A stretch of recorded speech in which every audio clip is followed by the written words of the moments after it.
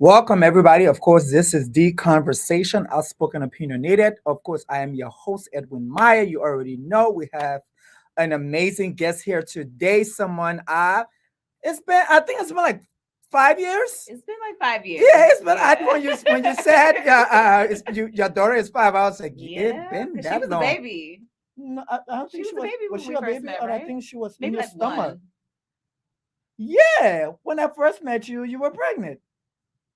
I think she might have been like a newborn. Maybe. No, She wasn't here yet? That's crazy. no. Time flies. Yeah.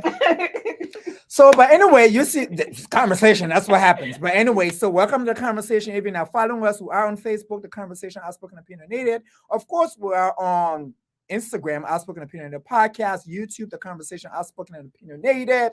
You can listen to us on Spotify. You can also listen to us on Apple Podcasts. We so welcome to the conversation. We have Mia Cooley with us today. So Mia, Yes. just tell the people who you are and what you do. Oh my goodness. Okay. Hi, everybody. Hi, family. My name is Mia Cooley. I go by the Big Mama Mia. I am the founder of X Hood. X Hood is family planning and nurturing support for the Black LGBTQ plus community. Big ups to our community. Okay. By day, I am a digital product manager. So, what that means, I design solutions for underrepresented minorities, which is right up the path that X Hood is going now. So, we are officially on our way to tech startup world and no longer just a community. So I'm excited to be here to talk about all of the things. Thank you for having me. It's so great to have you. So I think first let's talk about the whole digital space and all that stuff that you're doing. Then we're gonna go into this great X hood because I think that's what the people really want to talk about. But let's talk about that first and let them linger. Let's just mess with them. So let's talk about this whole digital thing, everything that you Yeah. do. So how does that work? So, as a tech founder, it's crazy. You make zero money, but you do a whole lot of work. You get to play CEO or call yourself a CEO, but you do like all of the positions that are underneath of CEO. And the idea actually came along because of X Hood. So, X Hood started as a community group on Facebook. It was selfish, really. I just wanted to connect with other families that operated and had the dynamic the same as mine did. Oh, that's selfish. But as it's a little selfish. No, they have that I was stuff. literally like, I just want somebody in DC to go to brunch with that also got kids and got to find a babysitter too. That's okay. I understand that. That is, a lot of us would have seen through. Or I want us to be like, okay, everybody, we're gonna go to Mia's house because the kids need to go to the playroom and we can just drink and eat downstairs. Like that's the kind of vibes that I wanted. Yeah. And I'm be honest, I just prefer to be around other queer people. I feel like I can let my hair down. I can relax. I can have the conversations that I need to have, and complain in the way that I want to complain about because it's like having a little brother. Like I can talk about them, but you don't talk about them. So that's how I feel about our community. Oh, that's what I was saying. Oh, so it started as a community group. And then as our community got bigger and as my own family, we started thinking about expanding. I knew that I wanted a solution that works for us. And that looked like or what we're now creating is a web platform that will guide our families through all of the decisions that we have to make as soon to be parents. For heterosexual couples, what happens is you kind of just get pregnant and then you figure out how to take care of a baby after. For us, we have to make a bunch of decisions beforehand. So if you want to adopt or go through like assisted reproduction, or maybe you're interested in fostering, or you're blending families because I entered my current relationship with a child already. So what does that look like as a queer couple? Like I said, we have all these decisions that we have to make beforehand. And I wanted to design a solution that helps our families make those decisions and then pair them with businesses that are affirming of our family dynamics along the way, because we shouldn't be spending money with people that are not LGBTQ friendly, that are not Black friendly. Just don't do it. I know Chick-fil-A is amazing, but don't eat it. Okay. Okay. Okay. So I think a lot of times that's what happens. I think I think every small business or every little startup happens when you need to find a solution to something. And I think for me, like with the podcast, it was because I didn't hear people having conversations that was really affecting Black people, that was affecting LGBTQI community, that was affecting a single father, that was affect like same-sex couples, nothing. Everybody just having this like surface conversation. Like and so I was just like, okay, so I'm divorced, I'm Black, I have a son, I'm navigating this life.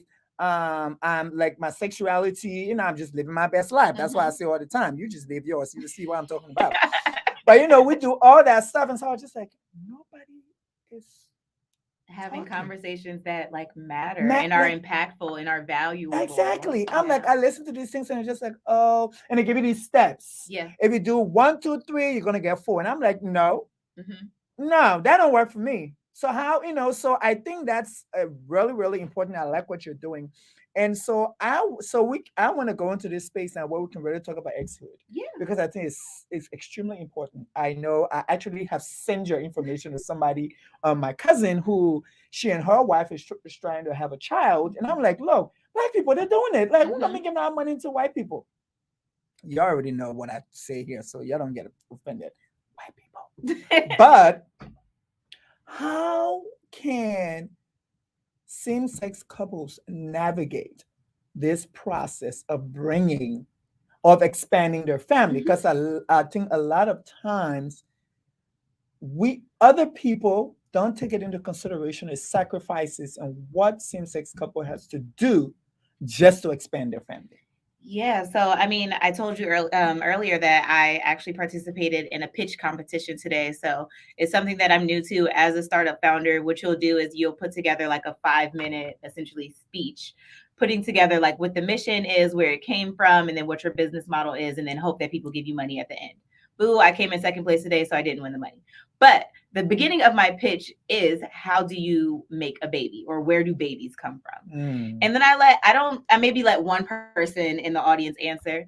And it's normally somebody that's white and cisgender and heterosexual. And I'm like, wrong. That's not how I make a baby.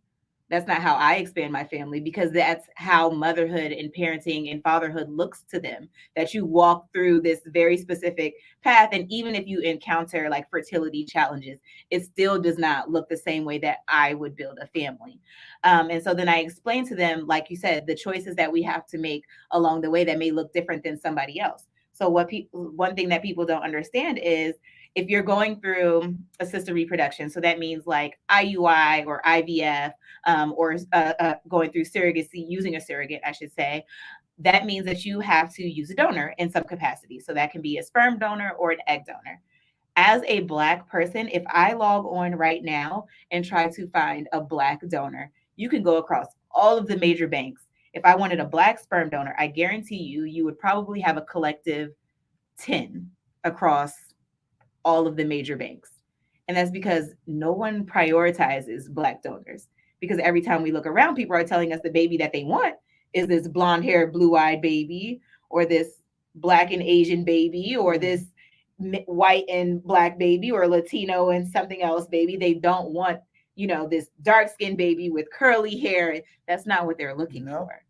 But then when it as a Black queer person, if I do want to have a baby that looks like me, and I don't want to just look like I picked this baby up on the side of the street, then I have to make a decision for my family. I have to say, do I really care about a baby, or do I care about a Black baby?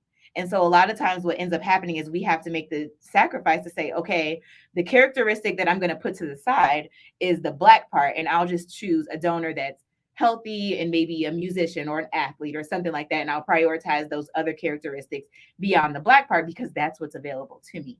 And so that's kind of where this journey started. I'm like, how many times do we have to make sacrifices in this way? It's not just with donor banks, even walking into like an adoption agency. There are going to be adoption agencies that don't want to work with us because we're queer parents. Agree. There are going to be surrogates that don't want to carry Black babies. There are going to be, if you're going into into a fertility clinic or provider, there are going to be fertility clinics that do not have the space or do not have the training or capacity to support a trans person and their family through assisted reproduction. So we have to make decisions like, okay, even though maybe you're not well versed in this, or you're not necessarily as affirming of my family dynamic, I'm going to work with you as long as you're not dangerous to me. But that's a dangerous decision. And I don't feel like we should have to make those sacrificial decisions, because our families, at the end of the day, they're dedicated time, money, and resources. And when it comes to spending thousands of dollars, I'm not making a decision that could possibly hurt me or my child in the end. It's just not going to happen. And I think, and I like that you said that, because I think a lot of times people don't even understand. Let not even talk about the emotional trauma, but let's start from the finances. Mhm. So it costs a lot. up to $250,000 per Yes. baby. Wild. Like, I researched some stuff. I was just like, to have a child, People do this on accident like all the time. all the time. Like people like throw like you hear on the news somebody put the baby in the thingy, in the dumpster, and all that stuff. And I mean, like for these for like for me, it's confusing. Yeah. I'm just like, okay, so what am I paying for?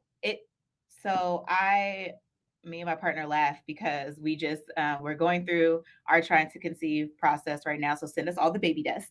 But when we went to go like pay for everything, we're like, wow, we're like close to about $10,000 in, and I'm like, damn, we ain't even got a baby yet. Like, this is just to maybe try possibly in the next few weeks to have a baby.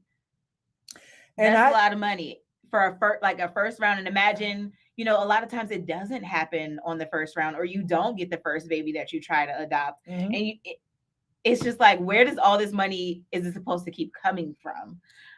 It's not equitable. And I feel like, babies aren't just for rich people. I'm not saying like have babies in irresponsible situations, but people do it. So it's kind of like just that barrier for us to even just be financially prepared to have a child is like, do they really want us to have babies? Because it's expensive. And this is why I always say this, and this is why I always say this to people who have a lot of things to say about queer community, LGBTQI community. With all of this being said, do you really think that people want to go through this? Nobody is just choosing. Nobody is just choosing. $250,000. Exactly. And this is why I always like to say this. Nobody's doing this. I even know, within our community, we have like real conversations, like the ones that we like to have. Yeah. And there are couples that they're like, I'm really considering just, involving the opposite sex in this transaction. That was honestly because anything else is too expensive. Yeah. And I deserve to have a baby. And you do. And sometimes even people within our community, they'll be like, oh, I would never, sis. When you get that $250,000 bill, I might. I literally, like I said, me and my partner were laughing because after we got that bill, we were like, man, remember that guy at the hookah bar that was trying to talk to you? We should just go hit him up and see what he might be on but in real life, I think it gives us the opportunity to think about like how inside of our community we might be able to solve this problem. Because I also see couples like mine who are like, we have Black gay male friends, and we're like, we could do this together. Like, we got twins and share the kids. I'm like, together we have all the pieces that we need. And college is expensive if the kid wants to go to college, and maybe 4 parents is better than 2. Let me tell you. So I'm gonna tell you this story. So we go to Texas. We're at a wedding, right? We're at this wedding, and there is this gay couple at the wedding, and they're trying to have the lesbian couple and trying to have kids. This girl talked about that story every time we met, and I kept on saying, she is trying to tell us to have something. Your baby. I'm trying to tell you. Yeah, that's what she was saying. She said it over and over. We're trying to have kids, and it's so expensive. And like every time, that's how the conversation would start. And I'm looking at her, I'm like, homegirl, nah. I'm looking at you, I'm just like, no, you're gonna be a crazy baby mama. Can't do this. Right, because the chemistry still has to work, because when you're parenting, first of all, parenting with your partner is difficult. Parenting with somebody outside of your relationship is also difficult. But I've seen couples do it. Like, I know couples that have used or that have a dynamic where they parent along with another gay couple because that's what works best for their family. But I think the friendship, the relationship needs to be strong, and then the boundaries need to be strong, and everyone needs to just be in alignment of like what your parenting goals are, and it could work. It could work. I'm not shut off to it just yet. I don't know. I am really not for it right now because I am a selfish parent. I'm an extremely selfish parent. And being the fact that right now I'm also going through the process where, so I have my son, I have my partner, my son, mom has her partner. And so that's so many people. Exactly. So he already got 4 people that got to deal with him. And so that whole process, I seen it, how it messed me up. I'm just like, oh, this is a lot. And nothing, I know they be watching. No, I mean nothing negative. I'm just saying the process is a lot. It's a lot parenting with somebody else. Like my daughter, I have a co-parent, and it's difficult. Like when we're not in alignment, it's difficult. Yeah, most of the time I just be like, just leave me alone. Like I got this. But you can't be like that because that's somebody that's also invested You see. in your child's like Oh, happiness that's and me. livelihood and success. But sometimes I should be like, shut up. Like I got And you this. see, that's me. So I am that parent where I feel like I'm Superman. Yeah. I can do everything. Like Like I I does don't this even shit. This daddy shit, I do it. I Yeah. can handle this real good. I really don't need nobody to help me. And so I see the way how I act, and I'm just like, whew, that's gonna be a lot. When I There's gonna be a lot. Like I don't know if I because I see it now, and when there's certain things where I have to step in and be like, okay, no, we're not gonna do this for him. Like he's not gonna get this. Like we're not gonna do this. And so I think, and also I think it's because I'm extremely opinionated and Mm. I'm really firm. So I think sometimes I get my What way. I heard is you don't listen. So the other That's what I person heard. here in the studio is agreeing with you. So yes, I'm working on that. Listening is a huge. So I won't say I don't listen. I listen, but I hear You what I listen to want to hear. respond. Oh, definitely. Oh, I gotta respond. Okay, so think about it from someone on the outside. If I see all these characteristics in you that you just named, like I know that I'm an invested father, I know, that I care about my kids' well-being and I have all these things and this is how I show up as a person. That's attractive.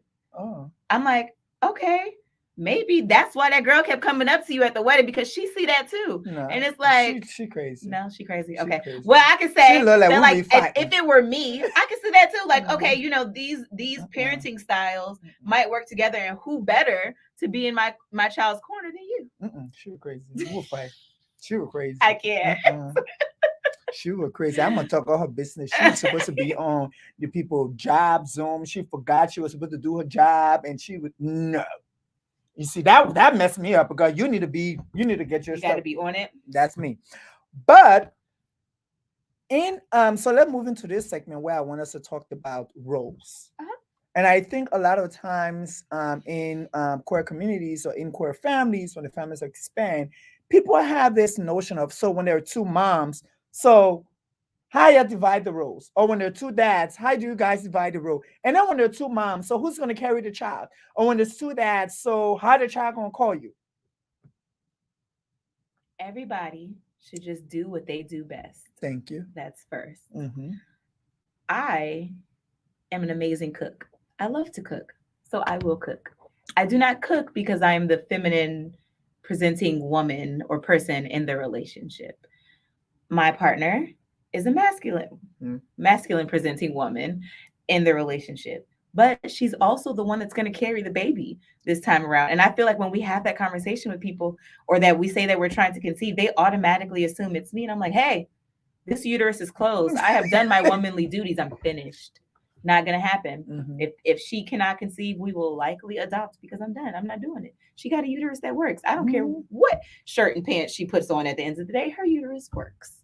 So she is carrying this time around. I think people that make those assumptions, it's just like these women or these people that can be birthing people have the opportunity, and a lot of time they have that passion that they want to do it as well. So we just have to come and be supporting of that. There are things that make that difficult, like there's probably like zero masculine presenting maternity wear or something like that. So she'll probably have a little bit of a difficulty finding something to wear when she gets a little bigger, but there's no reason why she can't.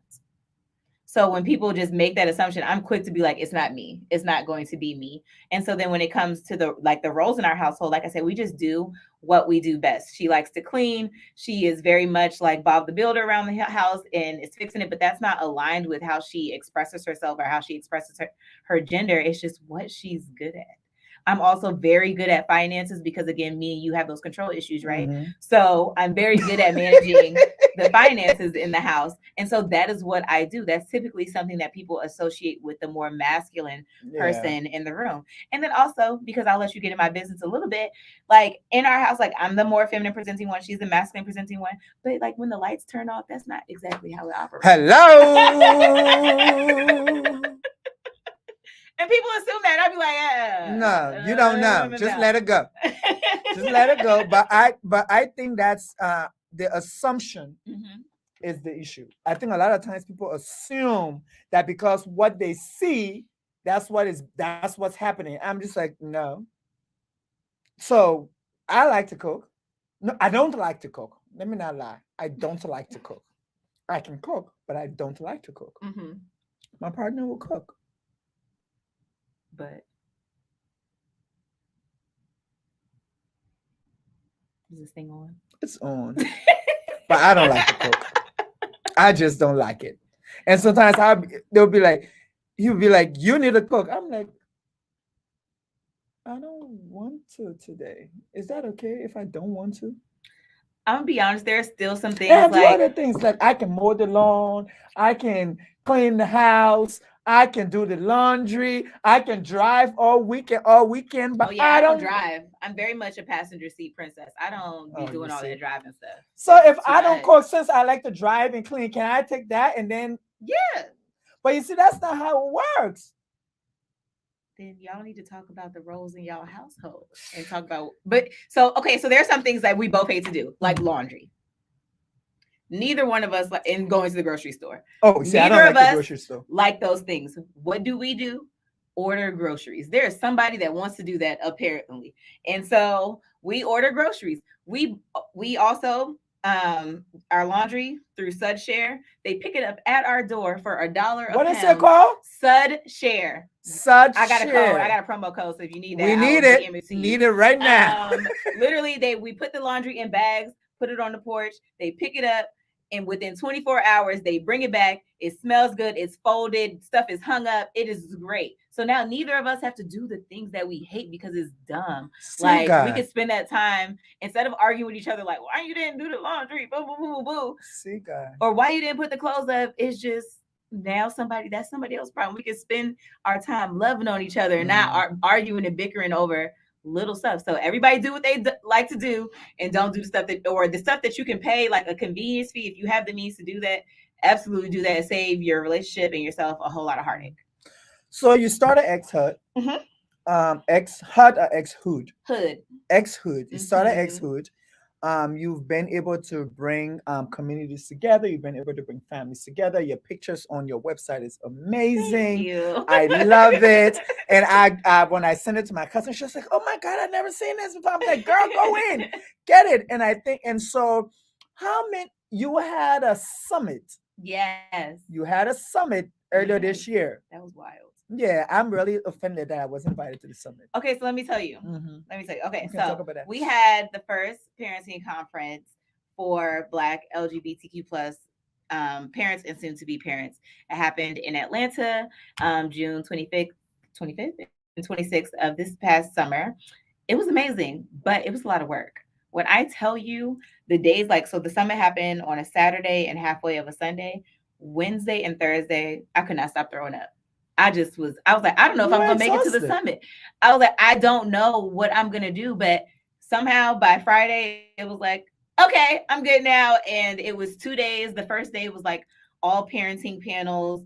And then a resource fair where you got to like talk to lawyers, you got to talk to fertility providers. And then just like also just we had a lot of Black owned and queer owned businesses and vendors. So you guys could like buy a whole bunch of stuff, spend a whole bunch of money. And then on Saturday night, we had a little rooftop party. I'm from New Orleans, so I can't do anything without having a party.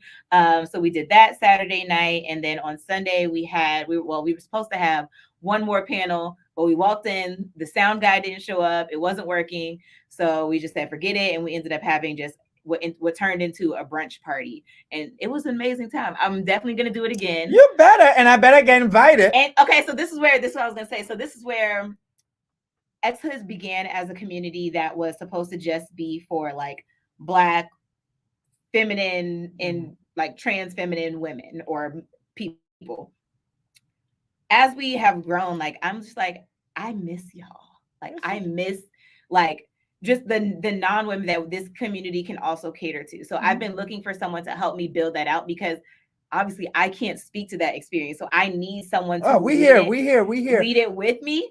And that's finding the people like I feel like the Black male, gay males that exist right now, like they're all just popular and in demand, and they don't have the capacity to help me lead it and talk about like the fatherhood aspect of it. So that when I was looking for that during this past year's summit, I just didn't have the voices available. But now that we're talking about what next year is going to look like, I just have so much time to find that right person to help me like source these conversations, talk about what the program is going to look like. So this year is going to be more expansive, more inclusive, and just do it way better than we did it last year. Yes. And I went online, I was looking at your speakers and looking at the different topics that they were talking about. And I thought it was amazing because just the fact that you guys had all the pointers to people that people don't know that you need lawyers because when you're going to get a surrogate, you need an NDA. Yep. You need so many things that you need to make sure that you need donor agreements, you need need second parent adoption, you need all the things. And this is why I'm so, I want to say, what's the word I want to use? This is why this is such a passion for me because I feel that people don't understand the ramifications, the stress, the everything that goes into same-sex couple expanding their family. Like people just be like, oh, where? Oh, you can just like. So I'm from Africa, so they'll be like, why? Oh, please, man, go find somebody. Y'all get pregnant. Y'all move from here, man. Why is you guys making this thing so serious? It's not that serious. You be like, yes, it is. So you were telling these people to go and do what? They'll find some random person. When I tell you, one of our sponsors was a fertility clinic, and they actually are based in San Francisco. Their name is Laurel Fertility Care. They came all the way to Atlanta and held one-on-one consultations with the community members that booked it that morning, like during their registration. That was the first experience to be sold out. Like we sold out the conference, but like we had different things that you could join. That was the first one because that's what people wanted. Like that one-on-one, talk to me about what I'm going to need to do. Now we have people in our community, I kid you not, flying from the East Coast all the way to the West Coast just to do business with Laurel Fertility Care because they showed up at our Black Parent Pride Summit. Yeah, and I think it's because it's the fact that they're showing up, show that they care. They care and they see the needs because I think a lot of times, and then I think, I'm going to be so ignorant. Oof. It's okay. Just go with it. A lot of times, a lot of us say, "Oh, there are two women. Oh, they're fine. They'll be able to. They can find somebody. They can get pregnant. But the two guys, oh, that's gonna be a lot. Like, who gonna get pregnant? Like, who gonna do this? Like, so it's just, and you realize that, oh no, everybody got issues across the board. There is no you're better, and so it's gonna be easy for you. No, I just feel it's like across the board. No matter what it is, as long as you guys are same sex, it's the problem. People like to play the trauma Olympics, and I don't do that. Like, just because our problems and our experiences are different doesn't mean that one is worse than the other or one has it like easier or more hard off. Like, it's all experiences that we shouldn't be having, or that we should have something that's tailored, like reproductive assistance and tailored adoption services like to us, because this is our experience. A lot of times when you're walking through specifically like surrogacy or IUI, IVF for heterosexual couples, that's normally like their last step. It's like, okay, we've tried the traditional or normal way, and now that's not working, and I need to bring in a doctor to help me make this happen. For us, a lot of the times it's our first step. Yes. So it's like the emotion behind it is completely different. We walking in the office very excited to be here, like, let's do this, let's make this happen. Whereas like if you have ever been into a fertility clinic, you kind of feel like, damn, should I even smile? Because who knows, like if the woman over there has really been like struggling. How many times has she been there? How much have she spent? How many times has she been poked? And it doesn't feel good. So you don't really get to sit in your full authenticity and appreciate your experience because this space, is not made for you. And you're just here because you got to be here. And so I had an experience where I think I took my mom to Kaiser, and I could tell that there were the same-sex guy couple, and there was a lady sitting next to them, and I could tell that she was the surrogate, and she had come, for them to do the thing, and everybody was staring at them, and just looking at them and looking at them and looking at them, and I was just like, and of course, me being crazy, I was like, hey, how you guys doing? You guys doing okay? So you guys, they're like, oh yeah, and so they just wants to start talking. And then I started looking at the other people's face. You could see how they were looking at this point. And I'm like, this is something that people don't even talk about. Yeah. This is It's like through the entire process, you can't even be yourself because everything. Because for people who feel that it is abnormal, they don't know how to respect themselves and mind their business. They take that into your space. Yep. Where it's supposed to be a happy moment for you because you guys now are going. You're going to properly check on the baby, see how the baby doing. Now you got. I don't know. And it's because a lot of the times, like, so we'll go to a provider, whatever they are, a lawyer, whoever it is, and we see on their site like an LGBTQ tab, and we're like, okay, they serve us too. That's kind of cool. But then when you get in there and you truly see how it feels, you realize, damn, I'm an afterthought. Yeah. Like this wasn't actually built with me in mind, because now when I go to doing our like fill in our little paperwork when we're like getting ready to get signed up and stuff, there's no, it says mom and dad, mother and father. It's nothing. It doesn't say father and father or mother and mother or, you know, just partner. I'll take that. Like whatever works. A lot of the time it doesn't even say that. So from the moment that you walk in, you feel ostracized. And then I'm still supposed to give you $1,200 at the end of this appointment. Yep. And I didn't even. It wasn't for me. I've walked into fertility appointments and I've walked into like OBGYN appointments when I was pregnant and consistently had to come out every single time. I'm a lesbian. I'm pansexual. I have a same-sex partner. I'm every single time. I'm like, damn, don't I got to file somewhere that y'all need to put big ass lesbian across my file because I am tired of doing this. And and I thought it was just me being like, I know I can be a little, you know, high strung, but what I realized what it was is that every single time that we have to come out, like this wall goes up. There's like, you don't know who's going to be on that other end of when I say I'm gay or I'm a lesbian or I'm transgender. You don't know who's going to be on the opposite side of that. And you may get someone that, you know, allows you to, you know, actually exhale and be yourself. And that's great. Or you may have somebody that's just tolerant and okay, we'll take that too. Or you may have somebody that's like, I'm going to go get you somebody else. And good. Thank you for getting out of this room. But now, like, I don't feel comfortable, and this entire situation feels dangerous to me. So because you have to every single time, like, prepare yourself for what you might maybe get. Like, it's stressful, and that's like PTSD on its own. And that's what I think going to the healthcare system, where I think providers need to understand their whole, when we talk about health equity and all that kind of stuff, it's not because the healthcare system is still divided. It's still divided where there's still when it comes to the family, is male, female, and that's it. Anything else, they're like, oh. And we were just talking about it the other day, and I'm just going to throw this in there, where we were talking about menstrual hygiene and products and stuff like that. And then you have transgender men who biologically needs to obtain menstrual products, and they will go get it in like the regular CVS or maybe somewhere else, and people are looking at them like what's going on, and you're like, mind your business. One of my friends, he was talking about, he's a transgender man. He's a father. He was talking about like when he had his last daughter, that same thing happened to him. He walked into the healthcare provider. He's there. It's like, I think it was maybe like an ultrasound day or something like that. Walked in to sign in. They're looking at him like, why are you here? What do you need? He's like, I have an appointment at 3:00. And they're looking like, what's your name? And he says his name and he's like, I have an appointment at 3:00. And it's like, you as a medical professional at this point, like, you should know it should not be confusing or awkward for any of the parties. And I say a lot of the time, like, there are some providers, like the ones who show up at, you know, our summits, the one who show up at our workshops, the one who reach out on social media, like, how do we do this better, that are truly willing to revamp their processes. And then there's parts of this that are the reason that I created Exit, that you're just going to have to burn it down and restart from the beginning, because like, not all of it, not every not every employee, not every personnel is going to be able to be reformed.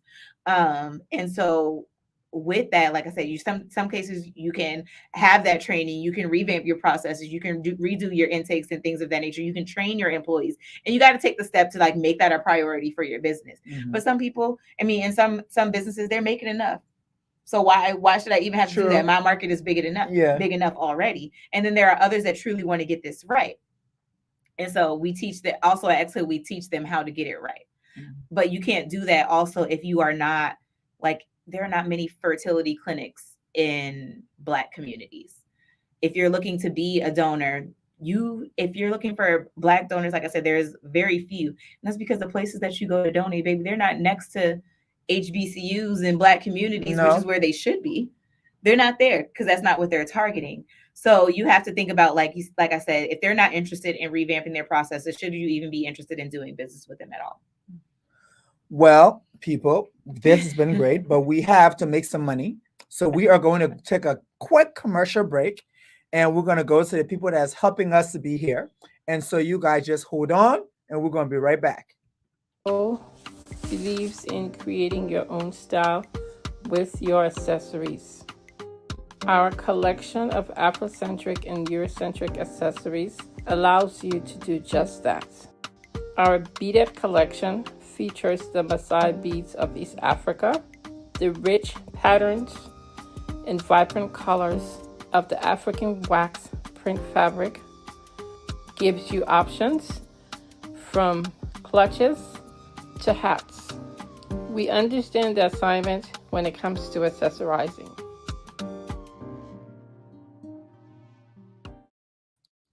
So just in case you didn't see or didn't see the name, that's Bees and Bubbles. You can go on Facebook, Gems and Bubbles, sorry. You can go on Instagram, you can go on Facebook, you can order from them. Their items are amazing. I have multiple items from that company. So if you haven't seen it, you can go to Instagram and Facebook, and they're right there. But again, I said thank you, of course, for watching. If you aren't subscribed, we are the Conversation Outspoken Opinionated on Facebook, Instagram, and we are on Spotify and Apple Podcasts. But back to the conversation. So we are here in the studio with Mia Cooley. She is what we say the director, CEO of X Hood. What we say the chief. I still stumble on Ex- CEO. I'm good with founder. I just say Okay, founder for now. the founder and the chief innovative officer Thank you. of X Hood. And we've been having a great conversation when it comes to fertility, when it comes to how do the LGBTQI community expand their family. She has an amazing platform where people who are trying to expand their family can reach out to them. And so what's your website? Is it X Hood? So we're on all platforms Mhm. at Parent X Hood because there's a random DJ that has X Hood on like all the things and he will not give up Yes. that handle. It is so annoying. But we are at Parent X Hood on all the platforms, and then our website is www.parentxhood.com. If you want to get in touch with me personally, all of my handles are at the Big Mama Mia, MOMMAMIA. So thank you. Well, we're still going. So don't think you're I'm done not with off the hook yet. That's No, wild. you're not. Okay, let's No, keep you're going. not. Let's do it. Let's do it. But we're in the DMV area. Mhm. We are in environment. So you are in Virginia. Mhm. Okay, so we're in this area where there are a lot of Black queer communities. So a lot of things going on. There are a lot of Black people who, the we're doing good things. We're Yeah. doing great things. I mean, the LGBTQI community in this area, I believe, is like topping off. And so I want to ask you, how can people who want to expand their family, but just don't have an idea what they need to do? How can this even start the process? Absolutely. So the way that I think about it is first starting with who you are as an individual, and then also just consider what your like relationship dynamic or status is. If you are a single person and you're queer, that doesn't mean that you can't have a baby. There are tons of single parents by choice as well. And that's a path that, I'm willing to talk to anybody through as well. So I'm a parenting coach and I'm willing to walk through, help people walk through those journeys as well. But so think about individually, like, am I in a place where I can handle this financially? I can handle this emotionally. And then is logistically, like, how is my home set up that I can start thinking about expanding my family? Do I even have room for this in my life? And if the answer is no, that doesn't mean like not ever. It means maybe not yet. So think about how your planning needs to look like, what your planning needs to look like over the next 6 months to a year to begin expanding your life to accommodate for what a lifestyle with a child might look like. The second thing is what we talked about earlier, checking in on those finances. Yep. Because it is not a cheap process, and we are at EXA trying to find ways to make it more equitable. Like we have, we're actually launching a fertility and family fund that our own community members donate into. So then when you do have those gaps that you need filled in during your fertility process or your adoption process, you can apply for a grant straight from us, and we'll get, like, depending on how much we have available in the pot at the time, we'll be able to help you mitigate that gap during your journey. But the third thing is to check in with your insurance and see what they might provide. Insurance and employers. A lot of employers have been targeting in a good way, their LGBTQ employees and members, because they understand that, like, the fertility as outlined by insurance is not necessarily accommodating. So a lot of times insurance wants you to try for a baby for a year, but when you're in a same-sex couple, there's no trying for a year.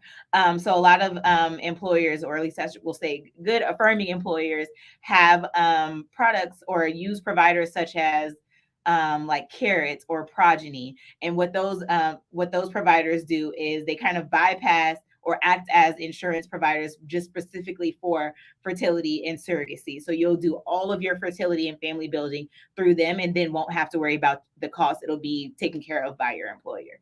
But if you do not have and those are normally like for like big companies will have like your Progeny or your Carrot. Yeah. But if you do not have that, I don't have that, and you're walking through just your typical insurance provider, you'll first contact them and say, hey, like, I'm ready to start this journey. What does my coverage look like? Is there some sort of elevated coverage? Or you may want to consider, a lot of companies have more than one insurance provider available. So if you may need to switch providers depending on what coverages are available to you. So we have Aetna, and they cover, I think, like 50% of fertility and family building, and which comes out to be, you know, a pretty decent amount. It could be better, but I'll take the 50%. So then after you evaluate your insurance, you're then going to want to, like, surround yourself with community, because this can be like a long process. Like I said, it may be one round. You may get pregnant on the first try. You may find a surrogate who's like just, fertile myrtle, who gets it done on the first try, and then you're good to go. Fertile myrtle. Yeah, you may just be that lucky, blessed God's favorite in that experience. But for those of us that are not, and they want to be surrounded by community and know how to navigate this with someone and have someone truly invested in your success, you'll find communities like X-Hood. But there are also other communities that, like, your fertility provider might find. A lot of them have community groups, so you can walk through the process with somebody that is also using that same care provider, and join those community groups, and then start your process. Like, I like to say, build your village up first, because you don't know who or what you're going to need, or who's going to have, like, a lot of the parents in our community have like tips and tricks and ways to talk to insurance and ways to get this covered. And you wouldn't know that without having that community around you. Like, when we got our first, like, our bill for genetic testing for our sperm donor, we were like, how many $1,000 just to tell if this baby is, if this donor is the right donor for us. But it was for, I had a mentor, actually. So she's the founder of another app called Y'all. She came to me and she was like, send me those bills, and I'm going to look at them, and I'm going to tell you, like, how to, refute them and make sure that, like, you don't end up having to pay all these thousands of dollars at the end. I wouldn't have known even where to start having that conversation if she wouldn't have already had it, and she's already done it. And then, as she's a white woman, and as a white woman, she uses her privilege often to get me into into the rooms and spaces that I need to be in. And so I appreciate that for her often. So, like I said, talking to first, checking yourself, just how are you mentally. Also, like, getting a therapist. You're going to have to get one as you're walking through assisted reproduction and adoption anyways. They'll not force you, but they'll ask that you complete, like, a mental health evaluation, so that they can make sure that, you're a good person for the baby, I guess. And make sure that you're just considering all of, like, what having a donor conceived child or a surrogate conceived child might look like. And so you'll need that anyways, but having that person in your corner to talk through the things that might come up or that you might be feeling or experiencing along the way is going to be important. So yeah, checking in with yourself mentally, physically, how you're doing. I know my partner, because she's the one carrying, she's like, I just want to be in the best shape of my life to have a baby. So now she, like, she's always been a runner, but now she, like, runs a lot of miles a day. And it's just crazy, because I'm like, will you get pregnant?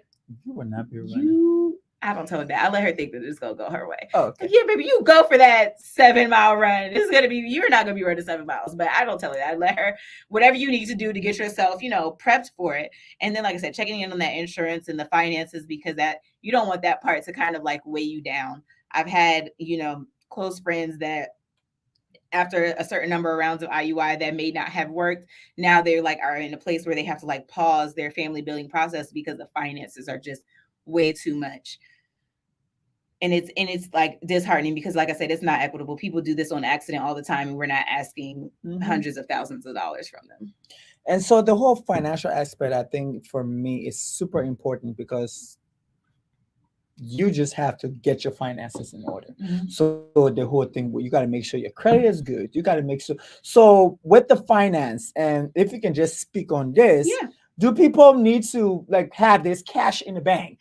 Are there areas where they can get loans? Because do you need to take a second mortgage? That what needs to happen for some people to be okay? Because some people might not just have $20,000-$30,000 sitting down in the bank. Listen, so yes, you do need to be in a place where you have some sort of disposable finances, whether that looks like a savings that you can access, or for us, like we have been really into like our 401ks are pretty stacked.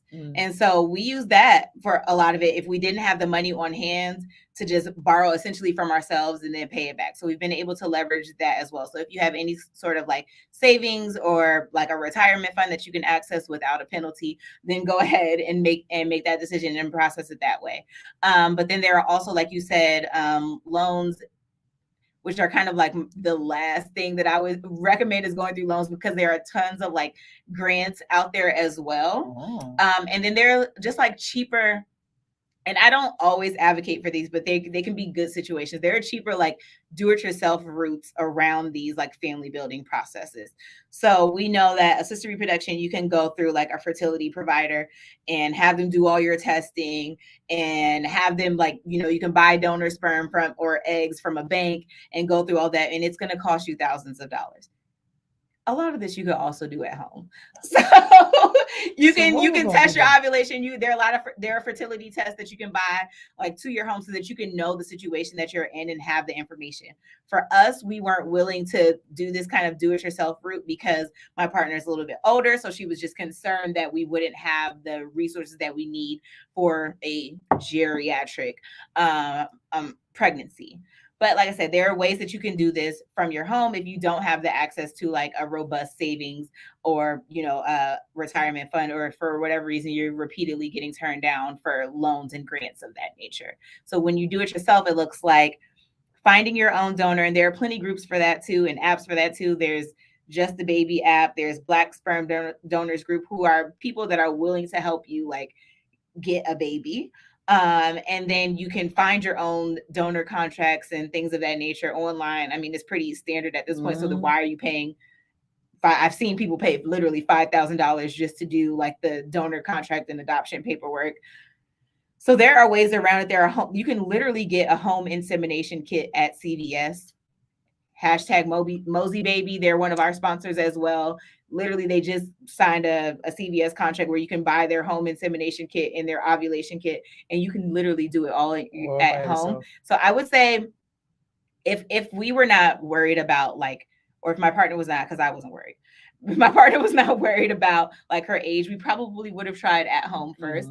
And then if that didn't work, like round 1 or round 2, then we would have taken the route to go through fertility clinic and then maybe surrogacy or adoption, depending on where that journey led us. And I've seen people go through like all of the things.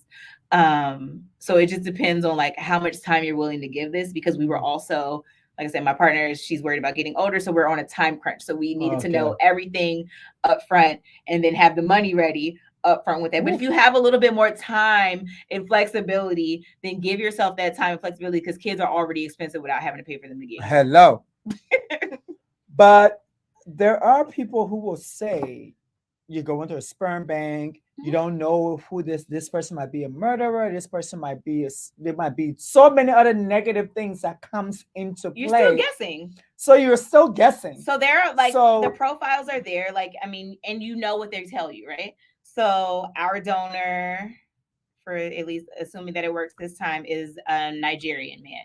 So we got to see like baby pictures. Some of them will even have adult pictures. It depends on like what that donor was willing to give. I knew one of the things that was a characteristic that we wanted is we specifically wanted someone that would be open to our child meeting them after they turn 18, if that's what they wanted to do. Okay. We wanted that because the research shows that donor conceived children just fare better when they know that they have that option. Some of them choose not to ever do it, but we wanted specifically somebody that would be open to, if they wanted to meet with them after they turn 18, and that's an option for them.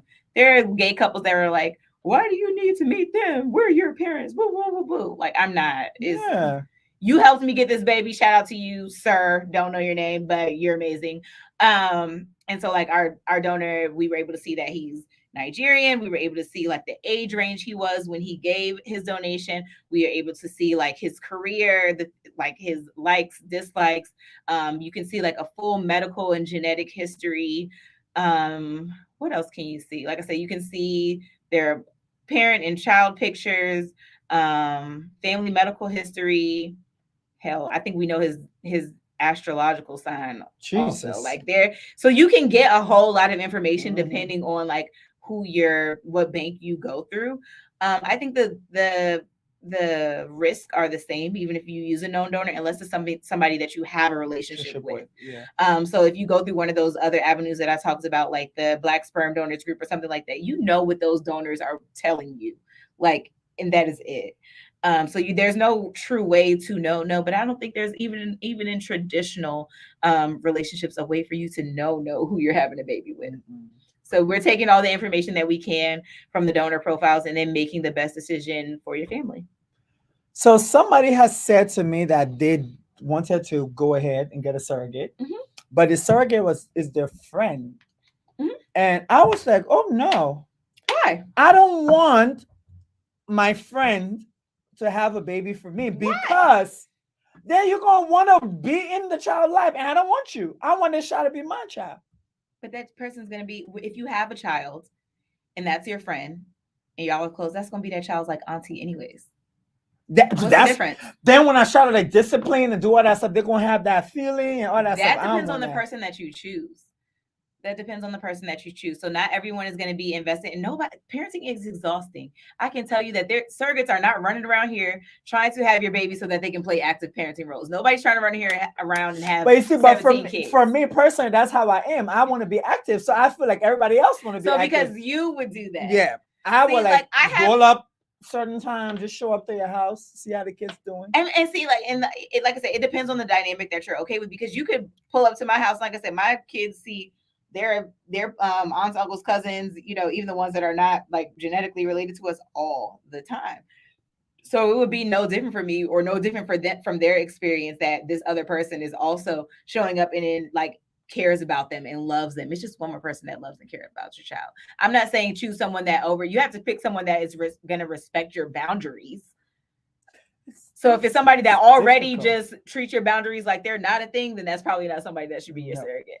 But if it's somebody that is like that they just literally love you, and you can see that this is a loving, healthy, nurturing person, someone who's going to make good decisions while they're pregnant, because you're pregnant for a very freaking long time.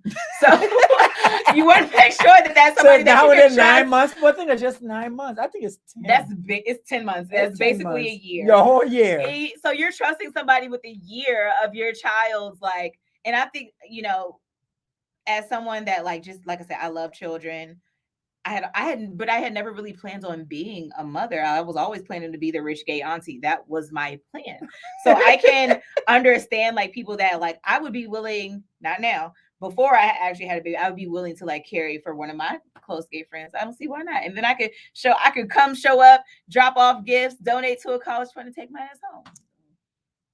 So I want to ask you this question because this question was brought to me and I responded in a different way. So I know a couple, a gay couple that were they said they wanted to have kids, but each individual was going to find their own person and have the kids. So they're having 2 kids at the same time? I don't know how they were going to do it, but like John was going to go and figure out how to get his kid, and then Paul was going to go and figure out how to get his kid. When they asked me, I said, that didn't make no sense.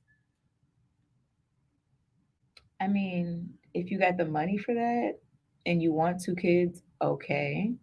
I feel like I'm missing part of the story though for like why, but I They also didn't know say like it wasn't like a wide thing. It was just like that was their that's what they preference, were. and so my opinion was being Maybe asked to is see it was what it I that? thought, So and I was just like, that don't make I sense. know that like sometimes people get tied like roped into like biologically they each want their like a Yeah, kid I that think has that's what it was. biological ties to them, Biologically, both of them, so there are two guys, and biologically, everybody wanted to have their their own biologic child. child, Yeah, and so own they were child. Yeah. going to go separately to have their separate child. And I was just like, but how is that going to create some dynamics for the family? And when they asked me, I was like, well, if I was in, if it was my decision, both of us will have to decide. Mm-hmm. And if we're going to surrogacy, you will give your sperm, I will give my sperm. Mm-hmm. And whatever happens, happens after that.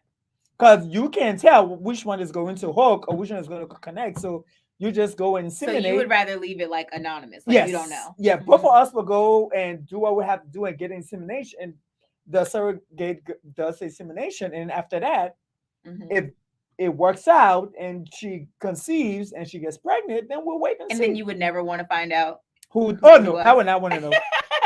I would not want to know. I would not want to know because at the end of the day, when the child comes, you can figure out.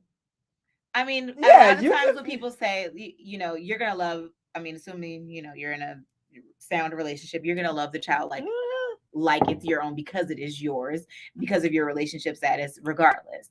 But I will say, like, just having started this community 3 years ago, that like biological that biological need that people talk about seems to be very strong because It's strong. I've seen couples literally break up over like, are we going to use my egg or your egg or his sperm? And like, just really like, are we going to, which one are we going to do first? Or maybe we should have 2 babies so that each of us, and it's just like, there has to be some sort of like I said, biologically, like a pull that they may think that is going to happen, or there's, I don't know, maybe it's rooted in a tiny bit of like insecurity about like how much you'll love or care for or show up, or that other person might show up for the child if they're not tied to them biologically. But I think those are all things that are not necessarily rooted in biology, but like in other things that you probably want to talk about and have conversations about.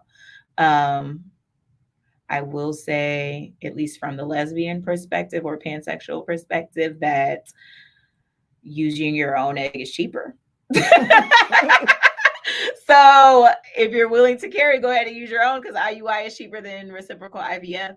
But like I said, if you're gonna love the child regardless, don't get hung up on biologically like who's tied to who. I can say my daughter is 5 years old right now, and she probably acts a lot more like my partner than she does me, even though she's biologically mine. Like they have the same mannerisms, they have similar attitudes, and it's just like because you're forgetting like nature and nurture, not just nature, but like who's around them when you're rearing your child and nurturing this, like I said, this happy family. So it's not all, you're giving biology too much credit. And I think, and I'm a science person, so when you say giving biology too much credit, it's gonna mess me up. But I'm gonna say this: I think the fact is just like I think people do too much when it comes to that, and I feel it's like love is love, and that's something everybody profess. Love is love. So no matter who you are and who carried the child or whose sperm it is, once that child is born, that unconditional love, I think, and I don't think, I think that's what those who are like, oh, if it's not my egg or it's not my sperm, then I'm out. They need to experience that, because when you experience that, you realize that, oh, really doesn't have to do with any biological thing. I think that people often, when it comes to children specifically, think of children as extensions of themselves. Yep, I agree. And not actually like their own beings and people. They're and so they're that's why individual beings. They're really Yeah. not an extension of you. They're like their they have own their self. own personalities, their own wants, their own Mhm. goals, likes, Yep, dislikes. yep. So like even I can see it even with like heterosexual couples where like there's a mom and a dad, and you know they have this baby, and the people, and then like the woman will be like, I carried this baby for 9 months and it looks nothing like me, and then they Yep. want to try again because they're like, damn, I want a baby that like you know And we looks gotta like let me her too. know And now that. you got 2 babies that look like your nigga. And that's I'm gonna crazy. let you know that it's called genes. That person gene is stronger than. And I say that all the time. If you meet anybody who's part of my family, we all look alike. There are people. You don't miss us. My cousin and her partner, and they were like the first couple that I saw this happen to. But then now I see all the time, like they have a donor, they had their baby. She's one now, and I look at her, I'm like, this baby don't look like neither one of y'all at all. You tried to find a donor that like kind of looks like your partner, and then used your egg, and this baby looks exactly like that donor. Like y'all never met this man a day in your life, and that baby looks exactly like him. So pick a donor that you are okay seeing their face every day, because that baby may not look like you. And this is several thing, but this conversation has been great. People, I said thank you for watching. Nia, thank you so much for being here with us. We appreciate you. The knowledge, anytime. the experience, the expertise has been great. If you aren't, like she said, you can follow her, Parent X Hood, on all platforms. And so go there, get more information for everybody who need that information. You're trying to expand your family and it's been difficult for you. Go on their website. They have a contact place where you can put your information or reach out to you. You can reach out to them and get all that information. But of course, this was the conversation, Outspoken Opinionated. I am Edwin Maya. I'm here. It's a Thursday in Bethesda, Maryland. And guess what? I'm about to get y'all peace out because I got to go. Because guess what? Daddy going to be on vacation next week. So I ain't going to be here. I ain't going to be here and I can't wait. But I said, thank you so much for supporting us. Those who go on YouTube, subscribe to Conversation Outspoken Opinionated, Facebook, liking us on Instagram, Opinionated and Outspoken Podcast. Of course, we're on Spotify and we're on Apple Podcasts. So until in 2 weeks, I'll see you. And you all have a great Thursday. These bubbles and